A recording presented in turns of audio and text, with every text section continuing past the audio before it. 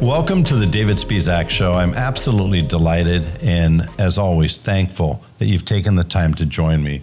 I know you're going to be glad that you did, and this is going to be a very different kind of conversation. You know, if you've been following my show, if you've listened over the course of the last 2 years plus, that I've had the pleasure of interviewing so many tremendous thought leaders, innovators, great dealers, and entrepreneurs, I'm typically hyper-focused on business and obviously how to help people grow their businesses. But today, it's special for a lot of reasons. Number one, because my guest is somebody that I know well and that I have massive levels of respect for on a personal level and on a professional level. But he's also somebody who is going to allow us to do something quite different rather than just thinking about how can we develop our business, get better in our business. Do a better job at different aspects of our business. How about if we focus on something that will allow us to be able to be unleashed, unlocked, and liberated from fear, from anxiety, from the things that affect so many more people than we think of. I'm going to delve into this in a minute, but I'm so truly excited and thankful to have this guest on the show, and I want to introduce you to Stephen Dietrich, who's a partner at Holland Knight law firm, who specializes, they spend a lot of time in dealerships and helping them from everything from business law to M&A. And he's also somebody who has taken a tremendous amount of time, I know, and a leap of faith, if you will, in himself to be able to write this book with the express purpose of wanting to do something that's going to have a positive imprint in the world around him. So first and foremost, thank you for joining. And Stephen, thank you so much for coming on. Well, thank you, David. I really appreciate it. And I appreciate you sort of veering a little bit away from the normal topics as we do here. So it's great to be here. I really appreciate the support. Yeah, of course. You're welcome. You know, something I've said to literally every client I've ever worked with, every dealer I've ever worked with, and every associate I've ever had over the course of the last 45 plus years. And that's everything counts. Everything. We like to focus on very specific aspects, whether it's metrics in a dealership or, you know, we want to focus on high performers, or the best month we ever had, the most money we ever had, the highest level of success we ever had as a salesperson, things of that nature. It's natural to want to associate ourselves with that. But everything counts. And literally everything that we do in the course of a day, a week, month, and year is ultimately going to result in our outcome. And you have written a book that I truly believe can have a profound impact on anybody's ability who reads that book to frankly liberate themselves, get to a better version of themselves, which in turn will allow them to elevate in both their personal life and professional life. Is that a fair assessment for your hope, your intention for this book? Yeah, it's well put. I mean, it's designed to allow someone to look at how they're relating to people and where those anxieties and where those fears may come from, which is particularly interesting, obviously, in the auto dealer space and the space generally, because that it's all about customer service at any number of levels. And so the relational aspect that I talk about, I think, is particularly interesting in an environment where you're dealing with your customers, you know, every single day, sometimes 3 or 4 different ways as they're going through your whole business, and having to understand how those relationships can be better, or how you can be better in those relationships. And so, yeah, I think it's a perfect understanding of what I'm trying to do, both personal development, which will then, I think, create professional and or economic business, success. So, I notice every year that I'm at NADA, Stephen, I know you're there, and when you walk in those massive convention halls, and I couldn't tell you what the total number of exhibitors there are in that space, but certainly it seems like it's, high hundreds or maybe even into the thousands, maybe 1,000, 1,500. you can't help but notice the booths that get the most attention. They tend to be marketing related, digital retailing related, things of that nature. What I refer to as the silver bullet salons. And you have the silver bullet seekers that are walking up and down the red carpet looking for the next silver bullet. And I don't mean to obviously demean anybody's intentions, but people are looking for answers as business people, and they're looking for something that's going to allow them, if I activate that, sign up for this, buy this, or use this, it's going to make my business or some part of it dramatically better. You can't also happen to notice that there are other areas, maybe succession planning, legal, HR, and other aspects, very incredibly important aspects of our business, that it looks like the Maytag repair person is sitting in there. I mean, these booths are like starving to have somebody come by, and they don't get very much play. And I think I bring that up because I think it's a little analogous. I think it's so great that, if somebody was normally writing a book in the car business, for example, or many areas of business, they're going to purposely want to write something that is going to be easy to talk about, and something that's talked about, say that it's a big trending topic consistently on Google, and everybody wants to have a conversation about. You went the other way. You wrote a book about something that honestly, to this day, many people are not comfortable talking about, not comfortable bringing into a work environment, not even comfortable perhaps admitting that maybe they have anxiety or they've dealt with fear issues for many years in their life that has spilled over into their professional, personal life. My question for you, and I just applaud you for that, but what was the impetus for this? What was the defining moment that made you say, you know what, I've thought about this for a long time. I'm doing this. I'm going to sit down. I'm going to write this book. Well, I really do want to help people. Well, one of the main purposes of the book is to start conversations on a topic, as you said. A lot of people don't like to think about that. And so I'm hopeful that maybe this will help normalize that because I'm successful in one area of business and in life.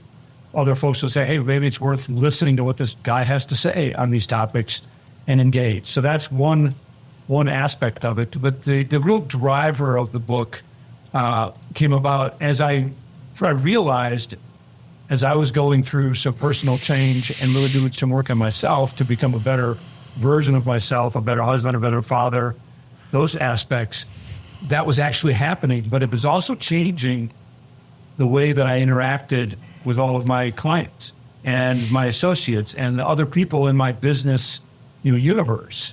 And for the better. It wasn't for the worse, it was for the better. I was enjoying my job more. I was enjoying the challenge more. But then I also said, wait a second, I'm getting more complicated projects. I had more clients. My team is building. The practice is growing.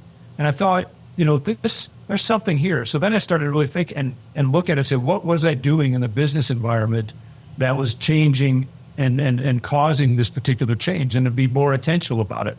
And then I thought, well, this is something that needs to be shared, partially because I think it'll be helpful for people we spend so much time in our professions. And if there's a way to work on bettering the relationships of all the people you interact with, not only in your life, but really thinking about it on a professional level, it's going to make the vast majority of your days probably more enjoyable. So there's a benefit there, as well as the fact that I think you can't work on one, say, well, I'm going to be really focused on these issues in a professional setting, but I'm really not going to care too much about it on the personal. If you work on it in one, it's going to impact the other. And so at some level, I thought, how can I get people, my whole goal is to get people to talk about these emotional issues. Let's put a little bit of a tag and think about it from a business perspective and say, well, let's look at these issues, even if you don't care about them in your personal life or you're too busy, whatever it might be, to spend that time, which I get. I was there for years. But a lot of people put in more effort on the professional side of it. And so my hope is that they start and think about this on the professional side, and it will actually then improve their overall life. And so it might be a little bit of, I don't want to say trickery, but maybe it's like I'm focusing on the business side because that might be where more people are willing to put a little bit more effort and investment, and then it'll pay off dividends across their whole life. Well, again, I commend you for you. I applaud you for it. And I wondered if you've spoken a couple times already about your really intense and sincere desire to have a positive impact, to help people. But I would suspect that you've paid a price for this, right? I mean, you've clearly, in your life, have experienced these fear dynamics and anxiety or issues that have weighed on you, that have probably robbed you of joy, have potentially, I'm guessing, impacted, like it does for most people, relationships, the way you view yourself, and even possibly your health, how good you feel. So, I mean, you really had to kind of step up and have the guts to kind of bring something out in the open that, honestly, I would venture to say a very, very large percentage of people would not feel comfortable doing. Where did you find the strength to do that? I think part of the strength is how profound I felt different, and when I was doing the work and went through that, because I started really digging into this in 2009 when I realized that my marriage was not a great place. I was not the father I wanted to be. And so I began to work on the personal side to become a better version of myself, a better husband, a better father. And as I went through that, I really would have pined when I was younger. I would have been really wanting some example of this for me. And so as I was going through this, and the impact was so profound on me that I really felt driven to say, I need to tell other people about this. I need to try to have these conversations because it was so different for me.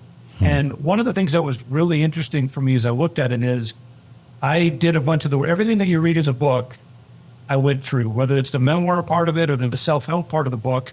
I did all the stuff I talk about in there. This is not me reading an article and then saying, hey, that sounds like it's interesting. You should do this. Everything that's in that book, I did, which I think is really a powerful part of the book.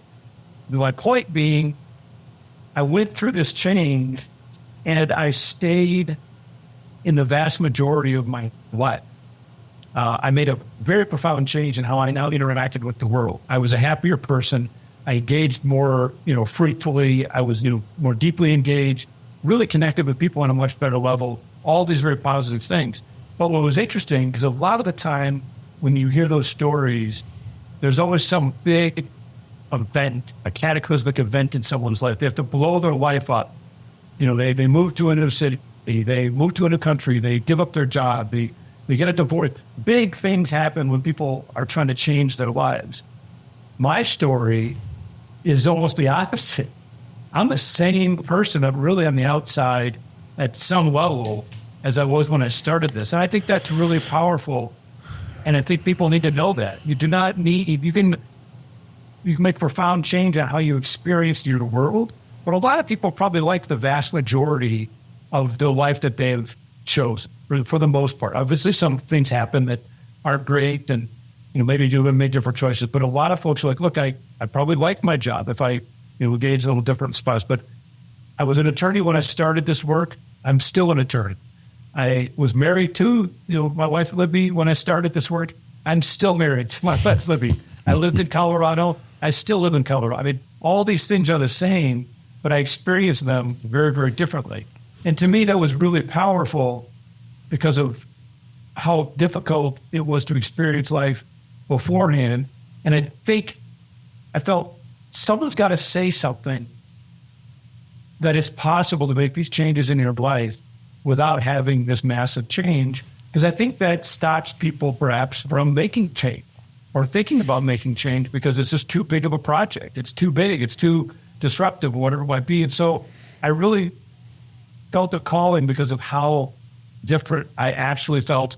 And a large part of it is I wish I would have had a voice like that, meaning somebody who was successful, talking about the things and saying, hey, all this stuff happens and people experience it, yet you can work through it, you can be happy. There's not a lot out there. And so I think it's an altruistic part of maybe my personality that I really felt, hey, I've got it out here and I want to talk about it. And because I hope I can help people. And as I told my wife, one of the, we before I put the book out, she said, what's going to be your measure of success? I said, if one person who doesn't know me reads this book and benefits, that will be a success. You know, first of all, I couldn't agree with you more. And I would guess that, frankly, honestly, that if somebody read this book and subsequently forgot your name as the author, I mean, you know, you're an author, you spend an awful lot of time and effort and passion, you know, and sincerity, putting everything that you are, everything you've experienced in this book. But something tells me, knowing you and having this conversation, that if somebody did read that book, as a result, got the benefit from that book and was liberated from what they were dealing with previously and able to become that better person, that you'd probably be likely to forgive them for forgetting your name, right? Well, yeah. You're fine with that. Mission accomplished. You know, yeah. Right? Yeah, my name is sort of, you know, secondary to the whole aspect and whatnot. I mean, you have to put an author's name. I guess I could have published it anonymously, but then the story wouldn't have been as good, because the memoir part, you kind of need to know who I am. But I agree with you that if it can help people and they have these conversations and start to think about it with their relationships, I don't need to be involved or even get credit. It'd just be great if it started to happen on a more frequent basis. Sure. You know, I've said many times in my life, and I'm not a deeply religious person in terms of, you know, going to church consistently, but I am a very spiritual person, and I do believe in God, and that's part of who we are as a family. And so I have developed, thanks to my mom, a tremendous amount of faith, thank goodness, and the ability as a kid in my whole life to be able to give things up to a higher power, to understand that I'm just a very, very small piece in this universe, and I don't have as much power and ultimate control for every circumstance that I would like to. You know, one of those things that impacted me deeply, and I believe that we have something in common here, is I had a really unfortunate childhood that I won't go into, but I'm one of 5 kids, and it deeply impacted all 5 of us to varying degrees. A couple of my siblings, it harmed them so greatly. I hate thinking about it. Some of us, you know, deal with those scars today, but we're able to figure out a way to kind of navigate. But every one of us were deeply impacted in a number of levels. And my father passed away in October of 2020 during COVID.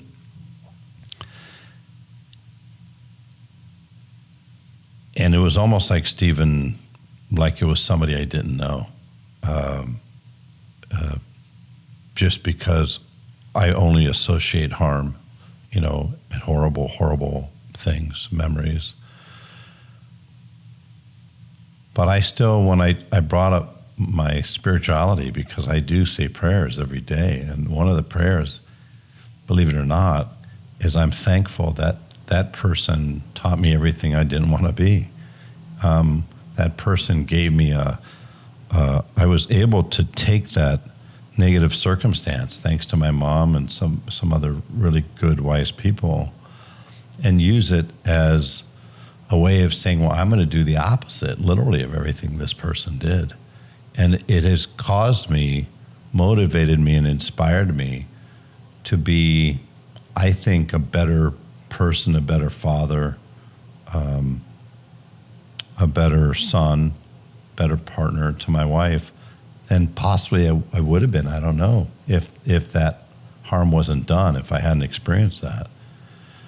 You mentioned in the forefront of your book, in the opening pages, that you gave gratitude and acknowledgement to your son Nicholas for the motivation and inspiration to want to be a better dad, and in your pursuit with that intention, it also allowed you to become a better person, a better version of yourself.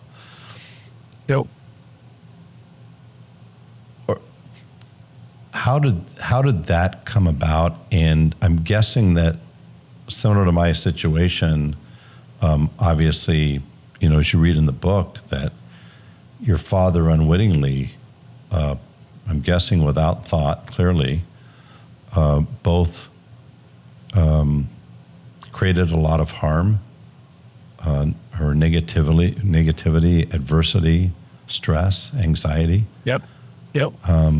But ultimately, as sometimes happens in life, because you had the ability to face that fear, to utilize the very things you talk about in the book, quite possibly allowed you to become an even more powerful, resilient, thoughtful, and impactful person than if that would have never happened. Would you mind touching on that? Sure. There's a lot sort of unpacked there, but yes, I think one of the things that was really important, and I think is important generally, is to sort of understand where you may have come from. I look at it for a long time. I held a very similar view of the world, in the sense of I'm going to essentially, I said it half jokingly, but I think I lived it in a while, that I'm going to go do the opposite of what my father or what my mother did, and because it was so difficult and painful, and what other aspects would be. And that's sort of how I went through, a large part of my life. And what a deeper way that I looked at that and have come to realize is to understand what was going on and what happened and why it had the impact it had on me. And what was really interesting is there are some really strong character traits of mine that came out of that environment. And it was really important for me. I think this is one of the big shifting points, is saying, well, this is something that's a strength of yours, whether it's professionally or personally, whatever it might be. It's a character trait that people would admire, or that is a very positive thing that helps you through your life. And I needed to reconcile the difficult aspects of my history with the fact that those things had to come out of there in some way, shape, or form. And so for a long time, I just wanted to flush my past and not care about it. But then as I started to pick it apart, I was like, well, these are really some really strong characteristics. My wife the other day said, one of the things that I'm grateful for in your character trait is, if you say you're going to do something, you will do it. That I don't have to remind you. It'll be done correctly, whatever it might be. And that to me is a character strength. But I also know that it came out of a very strict and unforgiving environment that I came from, that was driven by terror if you didn't do things correctly. So Same. I wouldn't want to learn. I wouldn't want to teach that lesson the way I learned the lesson, but I had to integrate and to realize, hey, that's a really strong character trait of mine. And so reconciling that, I think, has been really, really helpful, because then you can look back and say, all right, some of the stuff was bad, but some good came out of it. And then it allowed me to look at it and say, you asked your question, how did I come about wanting to be a better, father for Nicholas? And he really drove that, because at the time, and I've mentioned in the book in 2009, when it was sort of a pressure point, a fulcrum point in my relationship, I don't know that without Nicholas being alive and present, if I would have been able to have the fortitude to dig into what I needed to dig in, because it would have been like, all right, maybe my marriage would have failed. Well, that's not the worst thing in this particular society. And then I want to go through the pain only for my wife. And, my wife and I talk about it, and I think she's in the same boat. She's like, well, without Nicholas, I don't know that I would have given you a chance to get better. It would have been easier to say, hey, we don't have any kids. We got a house. It would have been easy to say, hey, I don't want to engage in the work that's going to take. I didn't sign up for that. Exactly. But we had a child. And both of us felt very strongly that we wanted to have a family for Nicholas. And so both of us in different ways at that moment in time said, all right, I'm going to try to figure this thing out and have a family as opposed to not. So at some level, as I say in the dedication, Nicholas is the reason that I actually, I'd wake up at times like, I got to do this because I do not want to lose my son. I don't want to be someone who sees him on a weekend and not during the week. I want to be in his life all the time. And a large driver of that was how bad my life was. I really longed to have a strong father, a caring father. As if we talked earlier about doing the opposite of what our fathers may have done, well, the opposite in some level is engaging, emotionally connecting, caring, listening. All those things that I do with my son wasn't really present in mine. And so in that sense, it was very much the opposite. But I also said, I am not going to destroy. I would do everything I possibly can so this child has what we believe to be a good family to raise up in. So that's how that decision was made. I thank you for sharing that. I think, something you didn't mention, but I'm sure was a massively driving force there on top of what you shared was you just didn't want to be in his life. You wanted to be a positive impact, a positive influence. The thing is that, being a father obviously is biological, right? That's all it is biological. So it's easy for anybody to, do what they have to do to become a father biologically, but being a dad, being a father figure, and a positive father figure is a completely different situation. I think that one of the many things I learned thanks to people, mentors, people that are very wise, is that I think that as human beings, we oftentimes romanticize or fall in love with the ideal of something, but not necessarily with the reality of something. So, I remember when you get engaged, you go on this engagement tour, right? And everybody's talking about getting married. It's so exciting. You're getting married. But not necessarily focused on saying, well, you know what it means to be a husband, for the next 50 years. Like, oh, geez, I didn't think about that. I was just thinking about the party. I was figuring we'd have this big party, right? Alcohol would be flowing. There'd be music, DJs. It's the same thing with having a baby. Oh my God, congratulations, you're having a first baby. Oh, it's amazing, you're having a baby.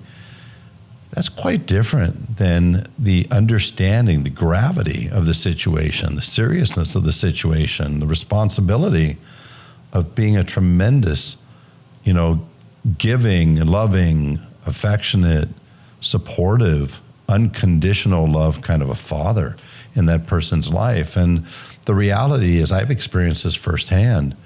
I've got two little guys, great little guys now, and that's fatherhood 2.0 from me. I got the ultimate do-over there. I've got two great older kids son's going to be 37 this month, and my daughter's going to be 41. And man, oh man, was I a father? Yeah. Was I as present as I could have been, wanted to be? No. And I was dealing with the very things that you reference in the book, the challenges, the anxiety, the stress, the repercussions of that childhood. And it impacted me, Stephen, like you talk about. It impacted, I didn't have the best of me, in me. I mean, don't get me wrong, I worked 6 days a week. I put in the 60, 70 hours. I was good at business. And that was almost maybe in a way, you sit there and maybe some of us can think about this, where we're more comfortable in our business setting because we don't have to deal with that, right? Yes. We can we're the boss at work if we're in that situation, or even if we're not, we can be the boss of our own circumstances and do what we have to do. But when you go home and you look at the eyes of that child or your kids, your partner, your family members. Oh man, that's a different thing entirely. So that's a big deal that you brought up. You know, one of the things I was fascinated by is the fact that it doesn't seem like in any way, shape, or form you're saying, hey, let me teach you how to eliminate fear and how to eliminate anxiety. No, you're saying, hey, I've learned there's a process. I learned firsthand how I went from this being a kind of a weapon, if you will, something that was weaponized against me, something that was causing me harm, that disallowed me to have those connections with my wife or my son, or to harnessing, literally harnessing something that we would view on the surface as negative, anxiety and stress and fear. But when I harness them, when I understand them, I can actually leverage those things in a very positive way. Can you touch on that? Yeah, no, and I think that you've touched on it appropriately. And part of the title of the book, I mean, it's fear dynamics, and then harnessing, for happiness and meaningful achievement. So the harness piece is really important, that you have to understand it. And one of the things I talk about in the book are, harnessing these things and understanding your past, because if it's not harnessed or not understood, it's going to run amok.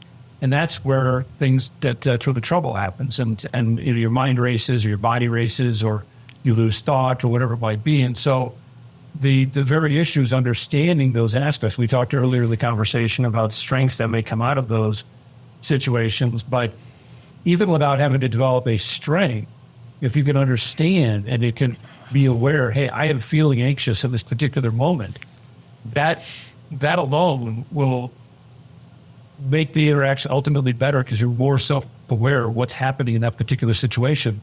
And then you move through that situation and hopefully understand what's causing the anxiety, or the fear. And so it's really a matter of awareness in the relationship, and whatever that may be. It could be a very simple relationship as a barista, or it could be a spouse. I mean, you still have to communicate with all of these people.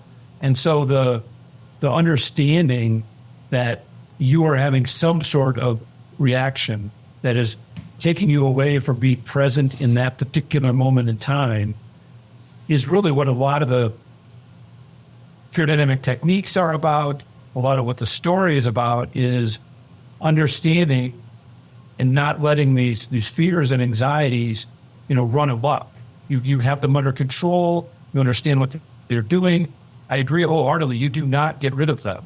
I know that the anxieties that I have are still there, and they just may be a little further away from the surface because I've developed some of these techniques. I've got more comfortable. And part of the harnessing is if you understand that, hey, if I'm in an XYZ situation, I am going to feel uncomfortable, and you start to learn that, and you figure out ways to deal with that, then you're going to be in that situation again, and you're not going to be nearly as uncomfortable.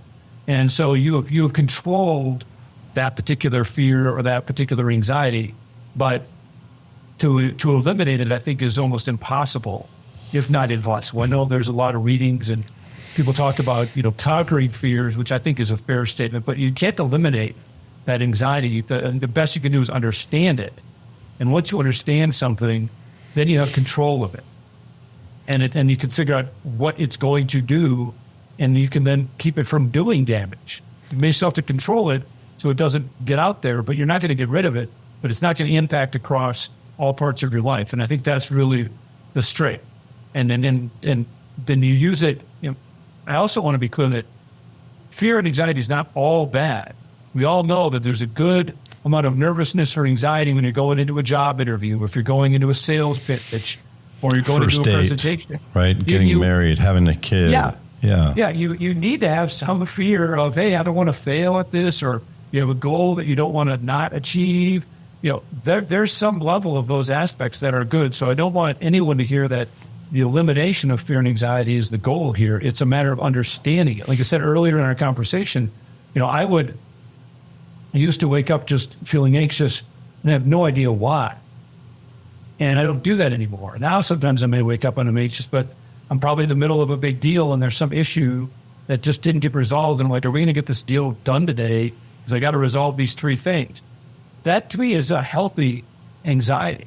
I know why I'm anxious. Therefore, I can figure out what I need to do.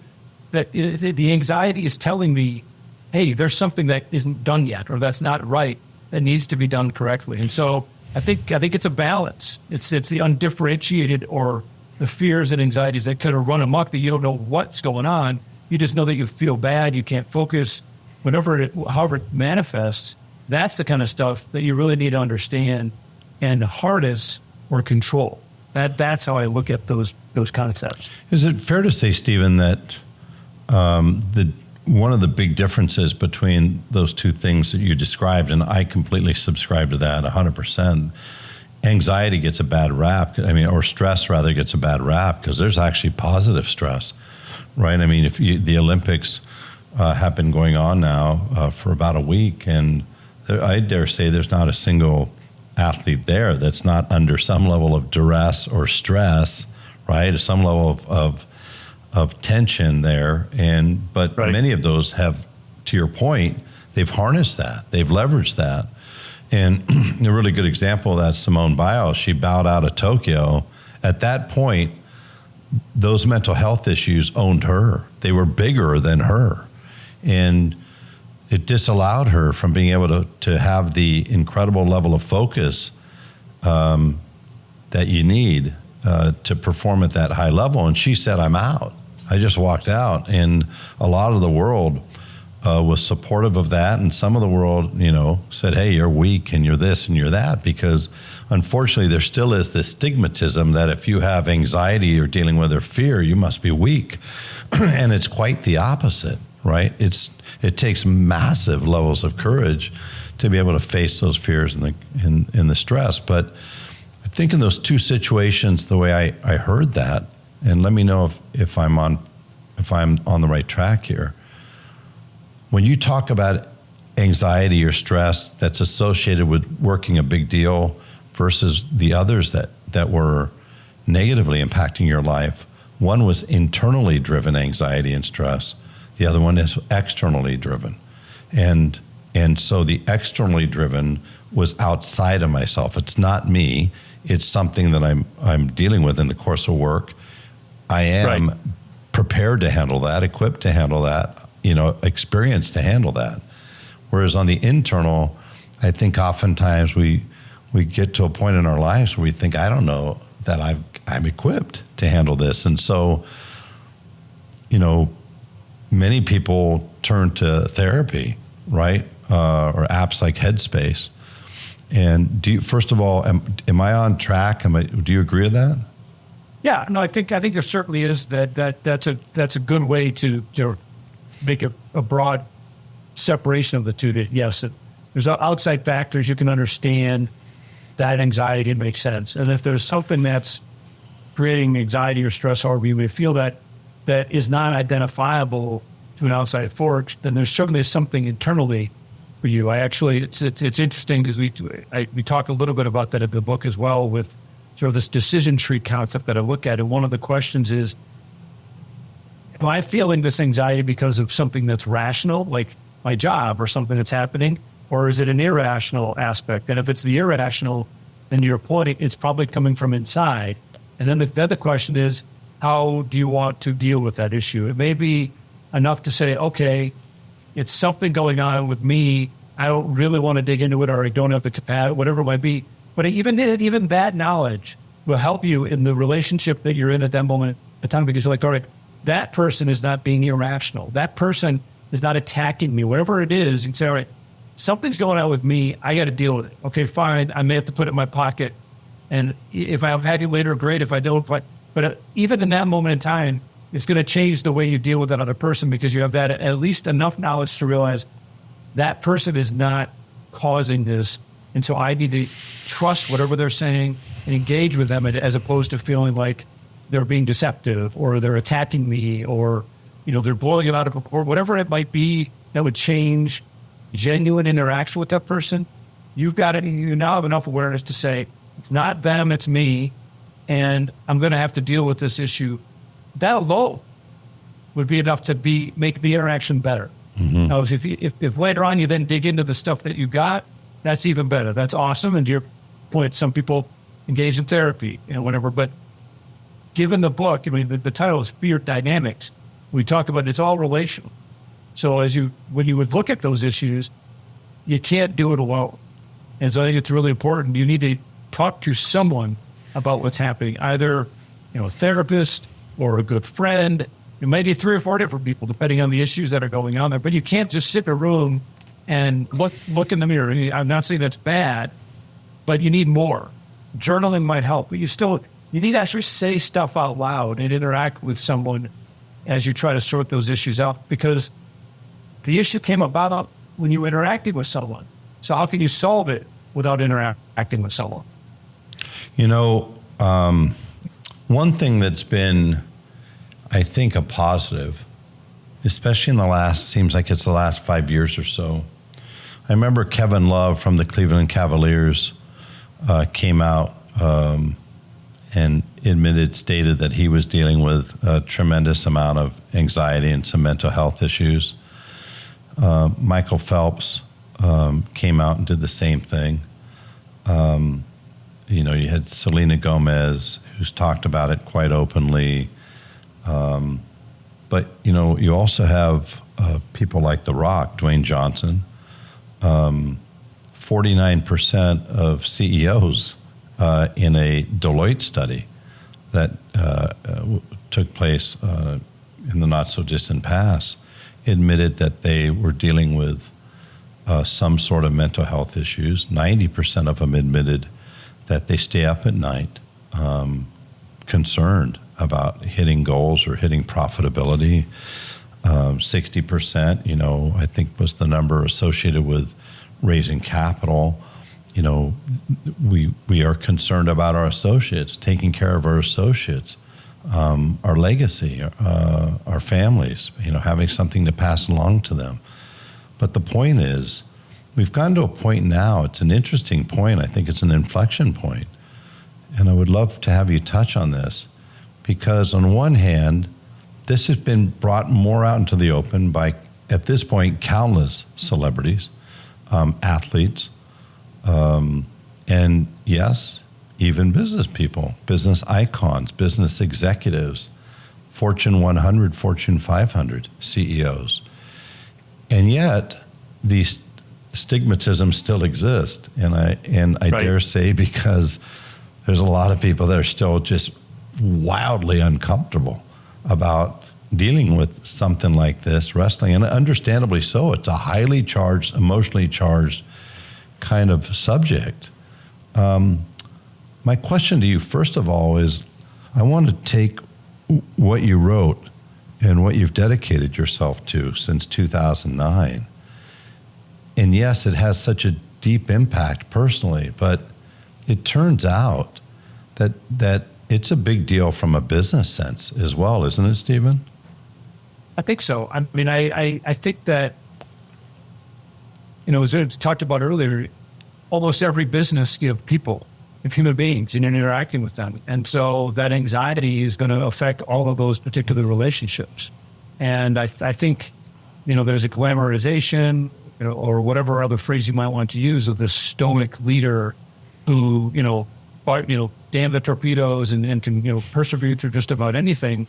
And I think that's just not right. That they very well may be able to storm and do just about anything. A lot of leaders do that, but that doesn't mean that they're fearless. Doesn't mean that they don't have anxiety. They may do it for a number of reasons. They may suffer for that. Like you said, the studies that you quoted, and you hear these other folks talk about all these aspects. But imagine if you could then engage in that same activity, because the skill that some of these people have to solve these problems, to innovate on these aspects, to deal with whatever the emergency is, that skill doesn't go away. And imagine if they were able to do it without being, anxious or fearful of something, and doing it in a more calm, collected manner. And I'm not saying every leader or every business person or everyone who's successful suffers, from fear and anxiety to a detriment of their business. That would be unfair, and it would, it's not true. But there are a vast number that do. And what I talk about is, if you talk out loud about it, as you said, it's starting to become more normalized, but it's still a big stigma in a lot of those aspects, because part of what you need to do is be vulnerable. If you acknowledge that you have what I'll call sort of undifferentiated, or irrational anxiety, part of that is going to have to be like, well, why is it coming from me? What's happened in my current life that's creating that, or what happened in my past that creates that? We all don't have a history like me, don't have a history like you, but fear and anxiety can be driven from any number of aspects. And in order to deal with that, I think part of it is you have to actually look in the mirror and say, all right, I'm going to be, one, accountable for my actions. I'm an adult, and I'm going to figure out why I reacted that way.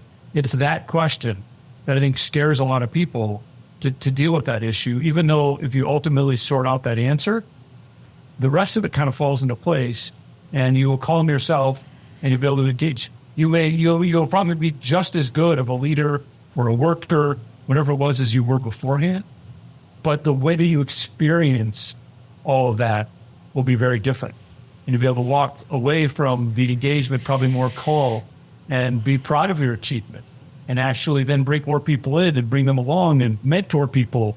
And all those interactions will be much more positive. So the results will, in my view, would change for the better.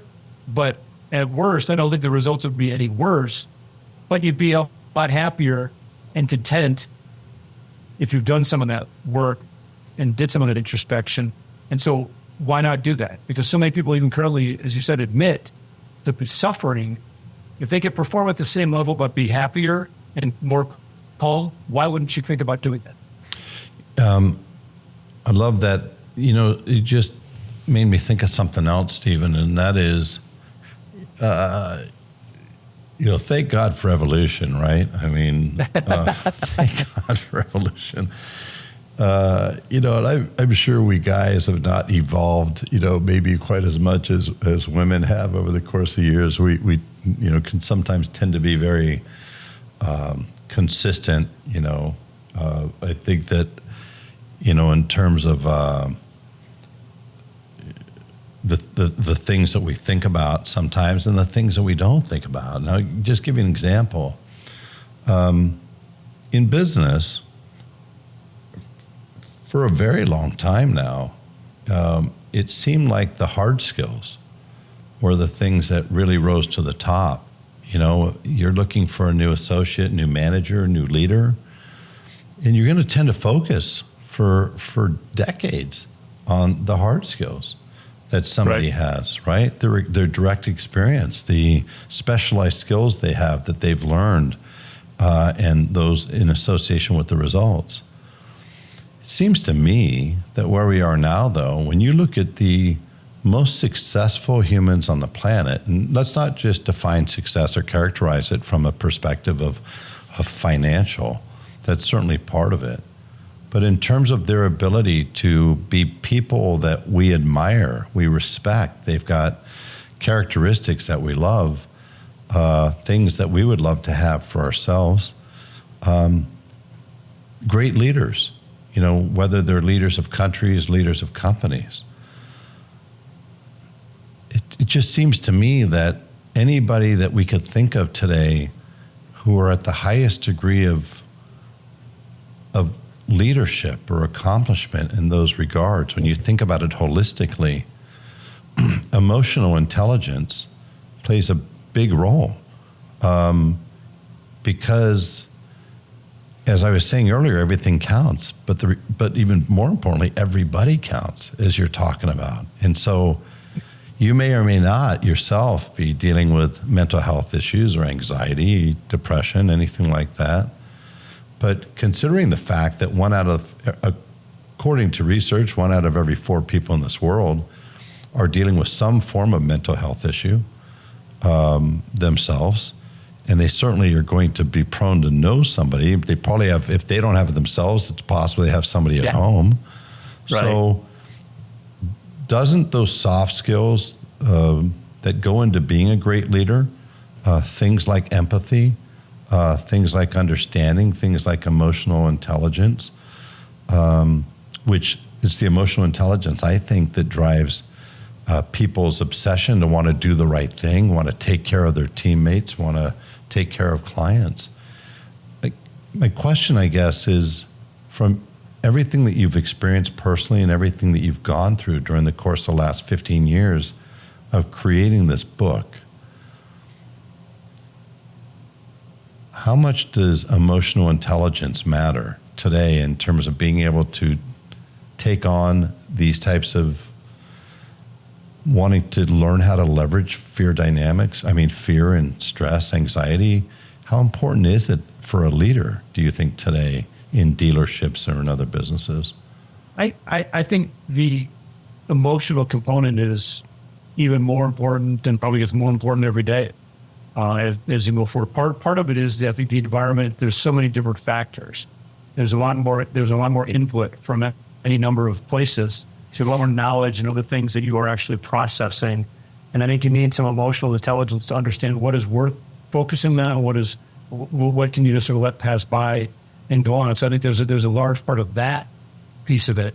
Things are also moving so much more quickly. When I started practicing law, the fax was the greatest thing in the world. And now I've got now I've got direct messaging, that it kind of can get hold of me right now. And they think magically after we get off a phone call that the document should be, just because we talked about it for 2 hours, that it should have been done and drafted by then. And so the reason I'm saying that is the demand on the human spirit and the human intellect is much greater. And therefore, I think the ability to support those stressors that are increasing to any number of places, you need a strong emotional foundation in order to handle them. And, as I said, part of it is sorting what's valid, what do I pay attention to, what do I not pay attention to? But also, how do you then manage and motivate people? And one of the great parts of being a good leader is realizing that how do you get the best out of your teammates? And you don't have 15 of the same type of people on a team. You have 15 different people on that team. There might be some common traits if you're all trying to perform the same task or the same skill. I understand that piece, but even if you had like 15 pitchers, that you were trying to work with on a Major League Baseball team, each one of those is going to be motivated in a little different way. Or if you have 15 accountants or whatever it might be, you have to understand what might motivate them, what might be a distraction to them. What do they care about? How do they engage? How do they even view the project? Someone might view the project as a very simple math exercise. Someone else might be thinking of it as a theoretical issue, and I want to understand how this formula works. Then I'll put the numbers into it. You just have no idea. So the emotional intelligence, I think, is extraordinarily important because you have to figure out how to interact with every single person on that team or every person on a project in order to get them to all work together to achieve that common goal. So, which is not new. It's not like this just happened in the last 5 years. That's how you did 3,000 years ago, when you were trying to get all the tribes together, whenever go hunt the mastodon, you had to kind of work together. But in today's society, with all the increased pressure and input, I think that emotional quality is even more important. Because with so much data, I think people think, well, if I have enough data, I'm going to be able to figure out this answer. And I don't think that's always the case. You can use the data and understand it, but you still have human beings that are part of this process. And so you really need to know how to connect with people in a genuine, meaningful way in order to achieve both your goals as well as their goal to move forward. So I think that every day that passes, the emotional intelligence, I think, is going to become more and more important. Yeah, I agree completely. I think, that emotional intelligence I have found allows people to do a much better job when they're faced with stress, when they're faced with difficult situations, when everything is not lined up. I mean, for 3 years, let's be honest, in the dealership world, and not to take anything away from anybody, we all really, understandably, we're so grateful. This business is not easy, like most. And for those 3 years, wow, it's almost like you could do no wrong. And we saw record profitability in 2020. Yep. It went from, I think, around 1.3 million to up to 2.1 in 2020, 4.5 in 21, 6.5 in 22. And it was all external circumstances that really drove that. I've said it this way. I share with people that the average general manager, if you think about it, if you got a general manager under the age of 40, 42 years old, they've never experienced adversity. They never went through inflation, hyperinflation, rising interest rates, high gas prices, high insurance, food costs, rental costs, any of those things for their entire adult life. I mean, it's been a game show. I'm not to say it's been easy, but I mean, when I started in 1981, for God's sakes, a mortgage was 15 to 17% on a house, not a car. So people are freaking out over 7% on a mortgage today. I'm like, good gosh, you don't know what you don't know. But, the reality is that I kind of equate it to so many people, we didn't even realize, as oftentimes it is in life, how good it was. And it's like, if you were running a store for those 3 years, it was like, honestly, being the captain of a boat that existed on a pond in a city park, where it was in San Diego, where it was sunny every day. And now all of a sudden you wake up in 2023, 2024, and you've been reassigned off the coast of Washington, where Coast Guard does training, and there's 30 to 50 foot waves. And you never ran into that adversity before. It's tough. Right. So that mental intelligence, that mental acuity, mental awareness, emotional intelligence, it seems to equip people to allow them to understand when a customer is pissed off, how do I handle that? How do I get into that person's think of things through them, stay calm, and bring this to a positive outcome? When I've got an associate that's dealing with a big personal situation, health situation maybe at home, how do I handle that? When I've got a situation where, our cars didn't show up, right? Or we can't get parts. JLR stores, it seems like 1 out of every 3 cars in the shop. Not only is there no parts, Stephen, there's no ETA when there will be a part. So how do I deal with those customers? What do I tell them and keep the loyalty that I need? All those things seems like they rely massively on that emotional intelligence. So I agree 100% with what you said. Stephen, as we wrap up, a couple things. Number one, with regards to your book, it's available today, right? And where can people get it? The easiest place to get it is to go to Amazon, and you can type in my name or type in the book title, Fear Dynamics. It'll pop right up, and you can order it there. And I love the fact that you went that extra mile, as you're prone to do, and you created an audio version, right? I did. And for those of you that care, I actually read the book. It's my voice doing the audio version, which was an interesting experience. So what I love about that is, when you read the book, when I read the book, and I have obviously I've known you, and so I can picture it. I hear your voice a bit in my head, but when it's an audio book, I suspect that people, whether they know you or not, are literally going to hear or maybe even feel to a greater degree the things that you're sharing with them. Is that fair?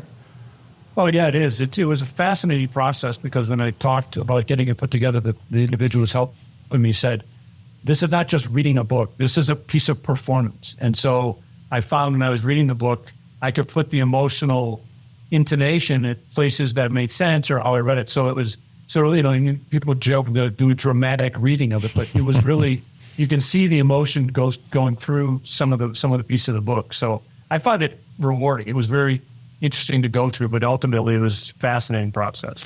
I saw a statistic 100 years ago, which gives away my age, but that stated that the typical person needed to read something 11 times to achieve 100% comprehension and recall. And, the average human apparently in the country reads all of one book a year. One. Man, I mean, God knows how much time the average person spends streaming, but it's over an average, I think, of 3 hours a day, a total of well over 10 hours a day on a screen. Some people are spending north of 3 to 5 hours a day on games, social media, hours per day. And those things, interestingly, especially social media, far more likely in my estimation to do harm to your mental health than to do good to your mental health. I don't vilify them completely. There's good things about it. But this comparison game that we tend to play in social media, I don't think is so great. The voyeuristic side, some people do with it, not great. So I love the fact that you did the audio, because I'm going to order the book. I'm going to go one step further. I'm going to order some copies for my clients. And I also want to share with people that you're going to be able to see the show notes for this episode by going to davidspisak.com. You could certainly hear this episode anywhere, but if you go to davidspisak.com and you connect with me there, I will help you connect. If you want to connect with Stephen to learn more, you'll see how to do that. But also the first 10 people that hit me up on LinkedIn or on my direct email, I'll send you a copy of the book. But myself personally, I'm going to upgrade myself. I'm going to get the audio version just because I find it's easier, it's more impactful, it resonates more, and I'm far more likely to remember it and retain it. So I'm really looking forward. I'm so glad and thankful that you went that extra step. I want to wrap with just one last thing that's not the book. Recently, around mid-June, something happened in the business that was unprecedented. And, one of the major DMS company in terms of the number of clients, CDK, experienced something, I believe, that affected their I believe they had 15,000 clients. And they experienced an outage, and subsequent to the outage, we learned that that it was a ransom situation. Those dealers, I believe, were offline, if my memory serves me, from I believe it was around the 19th of June until approximately 30th of June. For many of the dealers, it was somewhere around the 3rd, 4th of July. Boy, oh boy, did that turn the world upside down. As you know, it threw dealers into a situation that they could have never imagined, where they are doing business on Post-it notes, on spreadsheets, on notepads. It was mayhem in the sales side and the service side, and it created horrible chaos and very, very a tremendous amount of stress and anxiety, undoubtedly, for our business offices.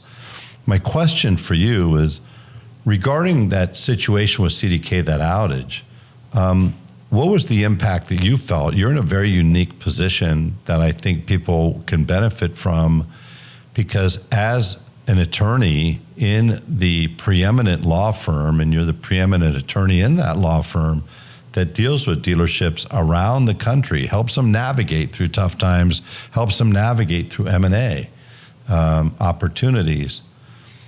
What did you feel in terms of the impact of the CDK outage?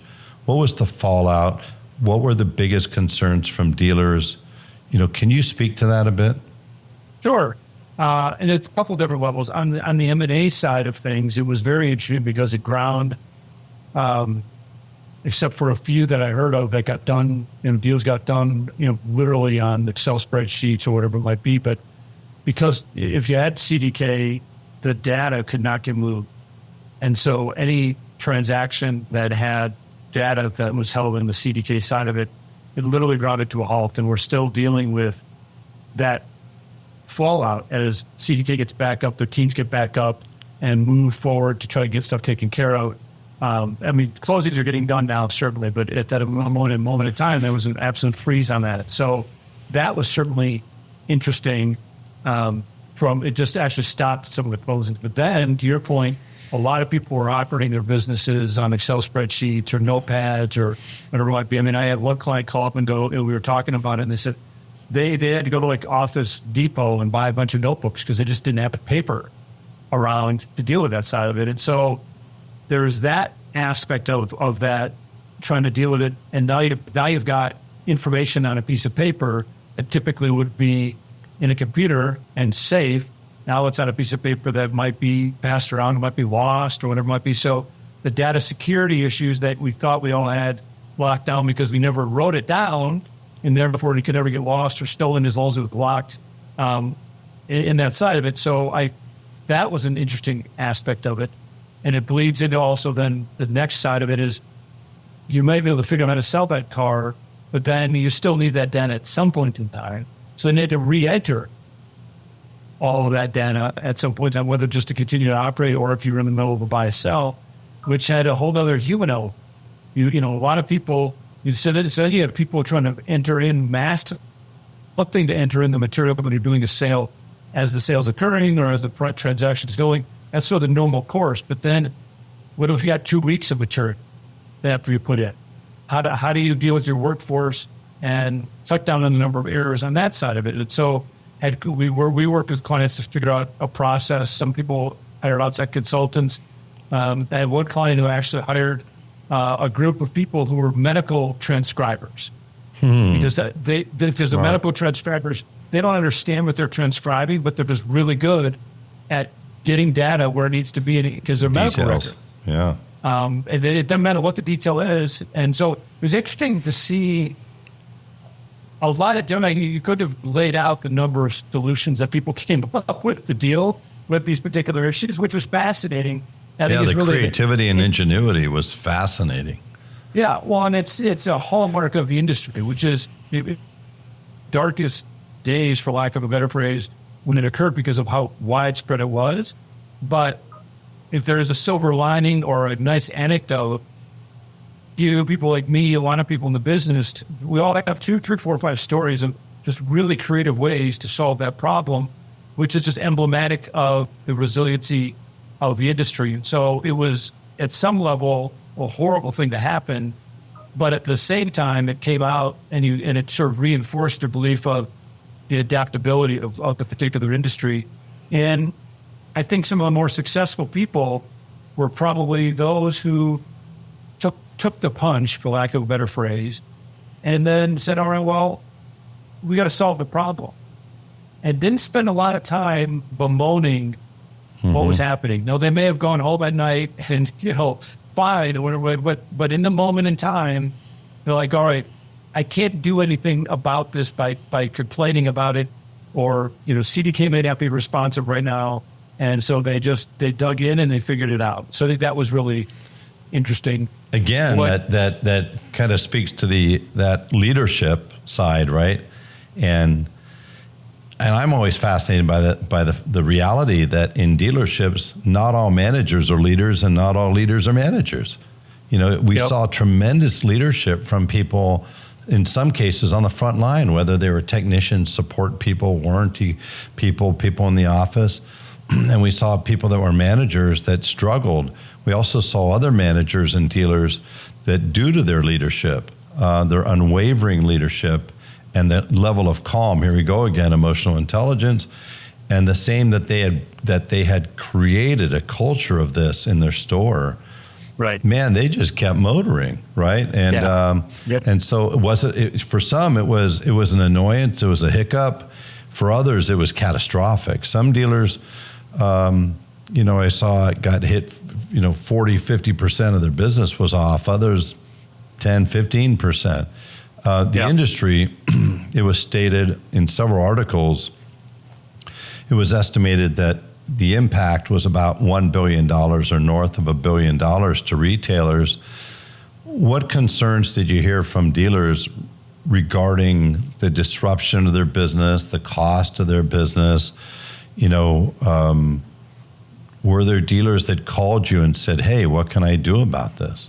Yeah, we probably got called from, I don't know, maybe 20, 25 dealers of all sizes that we work with. And, the part of that was, what can we do, in this? If you obviously want to hold, when someone makes a mistake, it's one thing to say, okay, I'm going to deal with it and figure out how to run my business, but that doesn't mean they still don't want to hold somebody accountable for what happened. And so there's a fair amount of conversation that we had. Is like, what are the options technically under the contract? What are the options otherwise? If you want to get creative, there people, and depending on the level of energy they had to try to, extract upon the flesh for this particular, situation. And so, we've worked through both, reading the contracts, which are relatively favorable case out of the world, and also try to figure out, well, how can we just solve the problem? And can we use this as an opportunity to either change our relationship with CDK, change some of the, nature of that particular relationship? Some people, said, I'm not going to win a blunt force battle in this situation, but how might I improve my business going forward? And so we had some creativity on that side of it. And some of the things that when we spoke to people that we really wanted to make sure is the ancillary effect of this. It's one thing that CDK had that breach, but what about all the data? Where is all the data? And do they have obligations we to still their don't customer? know. Exactly. I think one of the things that's unnerving to a lot of dealers that I speak to is, you may recall that at some point, there was a statement by CDK, I think through their legal counsel, that, hey, this new requirement by FTC that you have to file within 30 days when you've had a breach that may contain client data, right. we're going to file it for you. You no longer have to do that. And we came to an agreement. We were able to negotiate with FTC, I believe they said, so that the dealers didn't have to do that. And on the surface, that's, oh, great, okay, now that's off my plate. It sounds good. But on the other side, dealers were telling me, okay, but then now I don't have any transparency of knowing actually what happened with respect to my operational data, my financial data, my transactional data, and my customer data. And there's been no transparency yet. Of course, if this was a publicly held company, people, hey, this happened to United Healthcare, this happened to this company, Wells Fargo. I understand they're all public, so they have to answer like the great Hebrew national hot dog line, to a higher authority. But as a privately held company, they are able to handle things differently. And so those dealers and those clients don't know. And you see this, you live this. When people don't know, when there's not transparency, they oftentimes think the worst, human nature. And so obviously I'm not surprised that has probably resulted in a number of these lawsuits that we've seen filed, including multiple class action lawsuits. I think some of the lawsuits, I can say this because I'm not looking for any more Facebook friends. I think some of them are ridiculous.